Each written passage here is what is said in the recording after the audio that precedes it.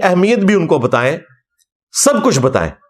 لیکن یہ 18 سال کی عمر تک، 18 سال کی عمر بہت زیادہ عمر ہے. آپ نے شناختی کارڈ بنانا ہے، ٹھیک ہے 18 سال کی عمر میں بنائیں، آپ کی مرضی. ووٹ والا معاملہ کرنا ہے، وہ تو 40 سال کے بابوں کو بھی ڈیموکریسی ابھی تک کلیئر نہیں ہوئی. ہمارے 70 سال کے بابوں کو بھی جب نکالے جانے کے بعد ڈیموکریسی سمجھ آ رہی ہے.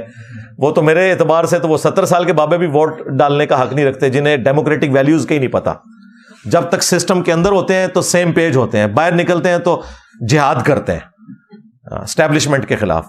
اندر ہوتے ہیں تو سسٹم کے بینیفیشری ہوتے ہیں، جب باہر نکلتے ہیں تو ووٹ کو عزت دو کا نعرہ لگاتے ہیں. تو میرے اعتبار سے تو ایسے لوگ بھی ووٹ ڈالنے کے اہل نہیں ہیں، تو باقی چھوڑ دیں. لیکن چلیں دنیاوی نارمز کے اندر ٹھیک ہے آپ 18 سال عمر رکھ لیں.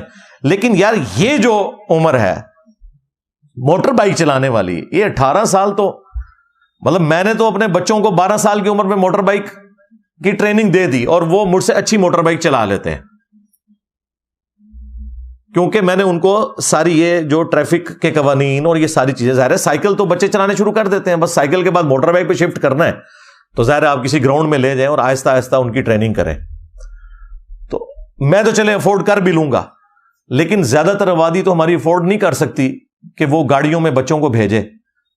ان سے موٹر بائک چھیننا یعنی ان کی غربت کا مذاق اڑانے کے مترادف ہے. لیکن اس میں ظاہر ہے کہ ہم گورنمنٹ کو یا اداروں کو بلیم نہیں کریں گے، وہ تو بیچارے پابند ہیں اس قانون کے جو بنایا گیا. اب قانون میں اس اعتبار سے ہمیں ایک اویئرنیس لوگوں میں پیدا کرنی چاہیے، خصوصاً ہمارے جب نمائندے اگلے الیکشنز میں جائیں گے کہ وہ پارلیمنٹ میں اس معاملے کو ٹیک اپ کریں. پاکستان جیسا غریب ملک یہ افورڈ نہیں کر سکتا کہ یہاں آپ کہیں جی 18 سال کی عمر سے پہلے کوئی موٹر بائک چلا نہیں سکتا، کوئی کار چلا نہیں سکتا. لوگوں کے جینوئن پرابلم ہے، اور زیادہ تر لوگوں کے.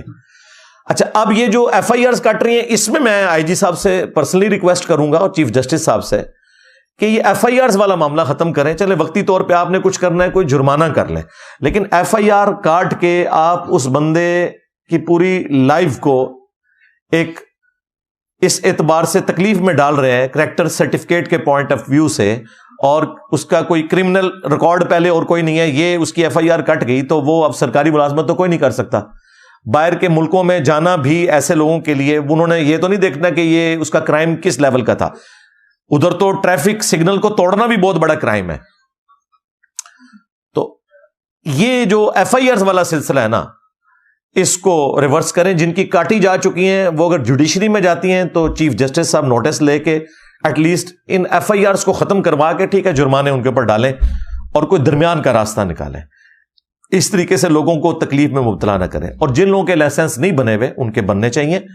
ابھی تو ہمارے جیلم شہر کے اندر تو میں دیکھ رہا ہوں کہ وہ جو لائسنس بنانے والا دفتر ہے اس کے باہر تو اس قدر جھمگٹا لگا ہے جیسے وہاں پہ کوئی مفت بریانی بانٹ رہا ہے.